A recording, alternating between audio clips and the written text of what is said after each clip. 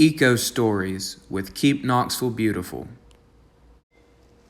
Today we're going to be reading The Day Trash Came Out to Play, written by David M. Beadle, illustrated by Lori A. Faust, published by Ezra's Earth Publishing.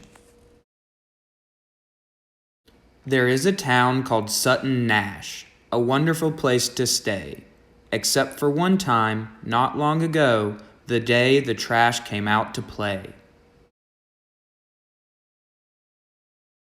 Sutton Nash was neat and tidy with the cleanest streets of all.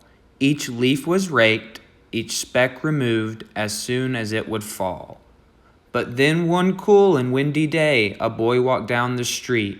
His name was Robin, and in his hand a delicious, mouth-watering treat. Robin peeled the pretty paper that covered up the candy. He tossed the wrapper on the street. Now it didn't look so dandy, for at that moment something happened, as quick as fire and a flash. When the paper hit the ground, it became a piece of trash. Robin laughed to see the wind blow the trash up in the air. Soon, he said, it will blow out of sight, so I really needn't care. What Robin forgot to think about is that it has to go somewhere. "Help! Help!" cried the little piece of trash. "I don't want to be blowing free." And just as it was shouting this, it hit a bumblebee. "I beg your pardon," said the wrapper, "for getting in your way, but I'm at the whimsy of the wind, and the wind blows hard today." Before the wrapper could say farewell, another gust came down. It grabbed that worn old piece of paper and blew it all over town. Suddenly, from every garbage can, other trash came out to play. Because they saw someone else go first, they thought it was okay. Old newspapers, soda cans, egg cartons, and lint.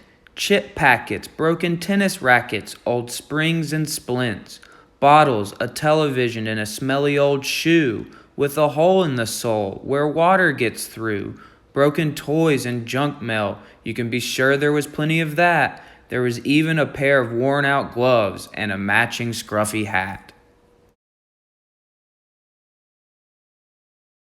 A couple of kids saw what was happening. They couldn't believe their eyes. "Look over there," they shouted to the people passing by.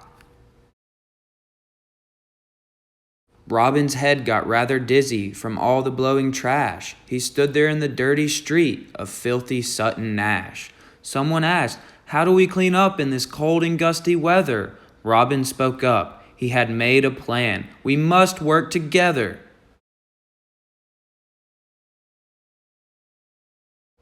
When everyone heard what Robin said, they knew what had to be done. They gathered up the runaway trash, each piece, one by one.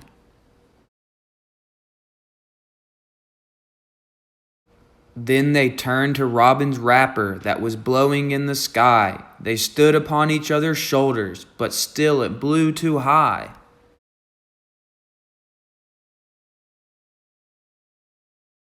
Then Robin used a fishing net he borrowed from a boy. He caught that tired piece of paper, and everyone cheered with joy. He threw the paper in the trash for all the town to see. "Thank goodness," said the candy wrapper, "this is where I want to be."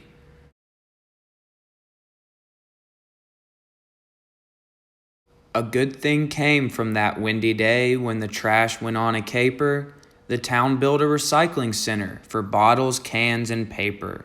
There is a town called Sutton Nash, a wonderful place to stay, except for one time, not long ago, the day the trash came out to play.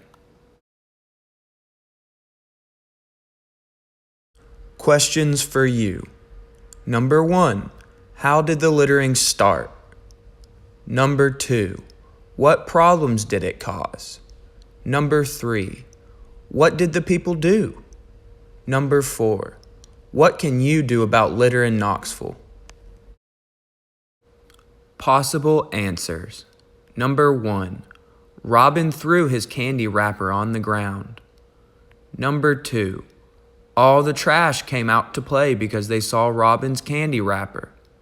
Number 3. The people worked together to clean up the trash. Number 4.